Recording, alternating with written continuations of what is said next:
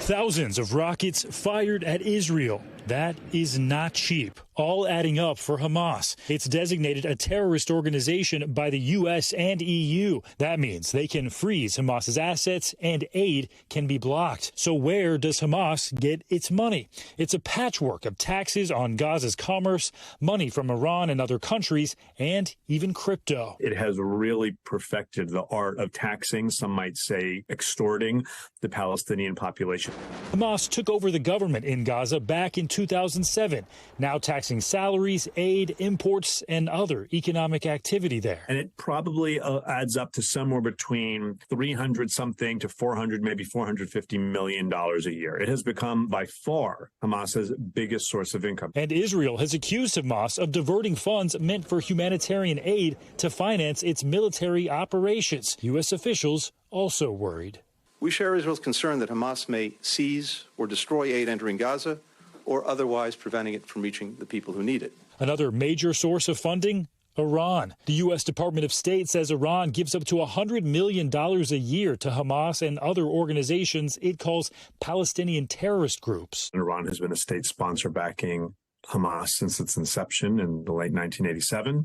Iran says it didn't plan Hamas's latest attack, but cheering on the results. Officials meeting over the weekend and, quote, agreed to continue cooperation. Hamas also relies on shell companies. Last year, the U.S. Treasury Department sanctioned a Hamas official and broad financial network holding assets worth more than $500 million. These companies operating internationally in Sudan, Turkey, Saudi Arabia, Algeria, and the United Arab Emirates. A Hamas spokesman responded to those charges last year, saying, quote, the U.S. allegations are incorrect, siding with the Israeli occupation and spreading its false allegations. The group also dabbling in cryptocurrency and blockchain technology to fundraise and to move money, which Chainalysis says they track. The militant wing of Hamas solicit donations via cryptocurrency. On their website, Israel's police saying they recently froze cryptocurrency accounts used by Hamas, adding they worked with British police to freeze a Barclays account meant to deposit donation funds. We can see every single donor that sent funds to that campaign. Crypto donations slowing after Hamas announced earlier this year it didn't want to risk its donors getting prosecuted. Time will tell how Hamas will finance its ongoing fight.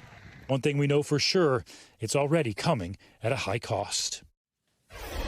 Stephen, we talked earlier about people in Gaza who are in this desperate situation. I'm talking about innocent civilians here. There are challenges that some groups are facing to make sure that help to those people gets into the right hands.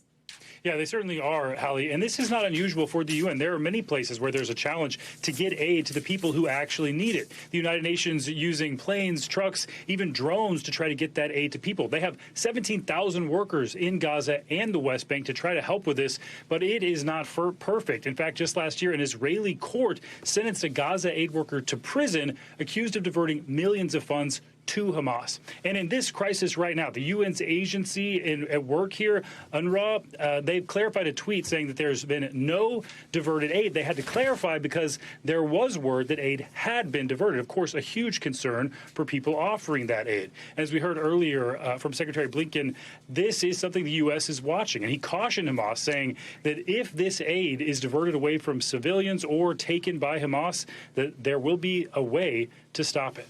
Hallie? Stephen Romo, thank you so much. Thanks for watching. Stay updated about breaking news and top stories on the NBC News app or follow us on social media.